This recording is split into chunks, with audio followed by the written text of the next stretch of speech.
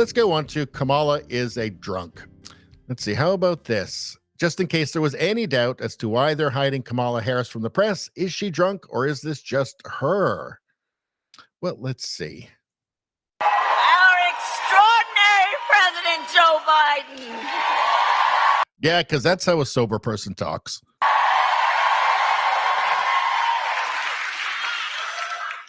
And he's going to speak in a minute, but there's a lot of love in this room for our president.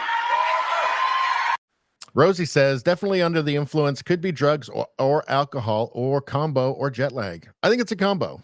I think it's a combo of anxiety meds and booze. This is why they won't let Kamala talk on her own. Drunk? Maybe. A disaster? Absolutely. Great. Let's see this. Hey, everybody. I think the cackle is definitely a product of intoxication. Hi. Oh, it's so good to see everybody. Maria, thank you for that introduction. Where is she? Thank you for that introduction. It's so good to be with you guys and my friend Bob Casey and everybody. Look at this incredible. I'm sorry. If you had to walk into the Legion for some reason and she was standing up talking, you'd be like, how many has she had? You know, if you're in the airport and you just saw her standing there talking to somebody, you'd think, oh, she's been in the airport bar. Incredible group of leaders. Look at this. Look at this. And yes, the path to the White House leads through Pennsylvania. Yes, it does. I wonder if the fact that she talks to everybody like they're children is an artifact of her intoxication. That kind of makes sense too. Make it happen.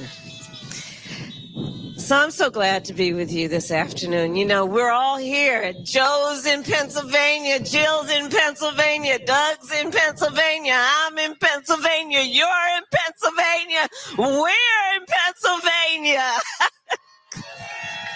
We're all here. It's happening right here. Seems kind of drunk to me. Doesn't seem normal. Doesn't not seem sober to me. JDL says Putin is shaking in his boots right now. Yeah, what did Biden say? He said, we're back. We're back on the world stage. And then everything just lit on fire. The whole world just lit on fire. Great. How about this? Let's take a look. I call myself a joyful warrior. Right? Never let anyone take your joy from you. You do what you got to do. And isn't that a wonderful way to live? To know you have purpose. Girl, come on. Yeah, that one I'm giving a 7. Giving that one a 7, I think. She's pretty cut there, I think. I think she's pretty drunk there. I'm surprised they let her on with that one. At least a 7.5, Rumbum says. Nevada says 6.5. Yeah, I maybe go as high as 7. Let's give it one more listen here. Let's give it one more listen. Take your joy from you? I call myself a joyful warrior. Right? Some people call it an alcoholic. Never let anyone take your joy from you. You do what you got to do.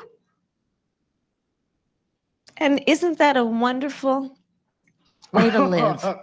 To know you have purpose. Girl, come on. Yikes. Yeah, I'm saying that. I'm saying that's a 7.5. What's this one? Let's check this one out.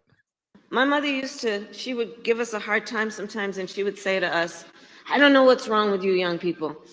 You think you just fell out of a coconut tree? Wait, look at her face in this. Her eyes are sagging and stuff.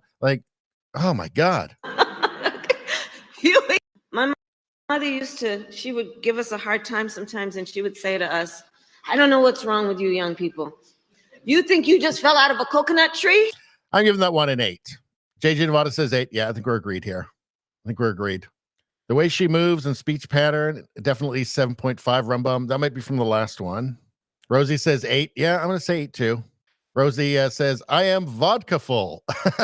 Never let anyone take your vodka. She's a vodka full warrior, I think. I think you're right. Zuxi says she sounds like a psychopath. I agree. Nevada says 8. Yeah, I think so. Let's see. What's this one? Our extraordinary President Joe Biden. She's fucked up there. Come on. She's just obviously fucked up there. What's this one? Everything is in context. My mother she would give us a hard time sometimes, and she would say to us, I don't know what's wrong with you young people. Yeah, I mean, I'm sorry. That's just a drunk person. That's just obviously a drunk person. Because when we think about the strength of our democracy, I think that there's a duality to the nature of democracy. When it's intact, it's so strong in terms of what it does to uphold and protect individual rights and freedoms. So strong in its nature. And it's very fragile. Oh, it's so strong. She's talking about the vodka. That's what she's talking about there.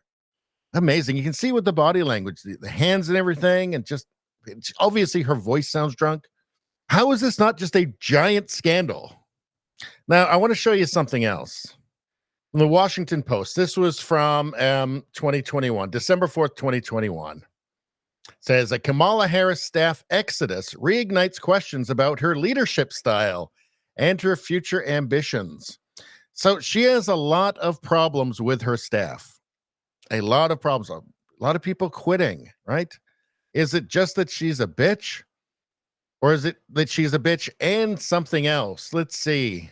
Critics scattered over 2 decades point to an inconsistent and at times degrading principal, that would be Harris, who burns through seasoned staff members who have succeeded in other demanding high-profile positions. People used to putting aside missteps, sacrificing sleep, and enduring the occasional tirade from an irate boss say doing so under Harris can be particularly difficult, as she has struggled to make progress on her vice presidential portfolio or measure up to the potential that has many pegging her as the future of the Democratic Party. I wonder if this particularly difficult, the reason I say particularly difficult, dealing with her is particularly difficult, is perhaps because she's wasted all the time and has no self-control, perhaps. I wonder. You really have to wonder. She's had a lot of trouble with staff. One of the things we've said in our little text groups among each other is what is the common denominator through all this, and it's her, says Gil Duran, a former Democratic strategist and aide to Harris, who quit after 5 months working for her in 2013. It's been going on a long time. In a recent column, he said she's repeating the same old destructive patterns. Destructive patterns. I wonder if alcoholism has anything to do with these destructive patterns. Who are the next talented people you're going to bring in and burn through and then have them pretend they're retiring for positive reasons? So you got to think that now with the stress really on, she's going to be putting those staffers through absolute hell. And I wonder, maybe it would be some sort of miracle, but if she's so horrible to them that one of them just decides, fuck it, I'm just going to let her have that extra couple of martinis before she goes on stage, and then everybody really sees it. I wonder. I would love it if that happened. From the Washington Times, Kamala Harris's employees flee in droves. Ex-staff cite toxic workplace. Why would it be so toxic? One Democratic official whose son worked as an intern for Miss Harris during her years as California's Attorney General wrote in late 2019 after she launched her failed presidential bid, there is another side of Kamala Harris which the general public does not know. That's the hammered side, I think, and the general public is getting to know it. I wonder if she's going to be so horrible to her staffers that at one point they'll just let her get hammered, like really hammered, before she goes out in public. I would love that. That would be like a dream come true. I mean, what a video that would make. That would be awesome. We can dream. Anyway, that's all I'm going to say about that. Please like, share, and subscribe. Subscribing really helps me out. I thank you for that. I will see you next time.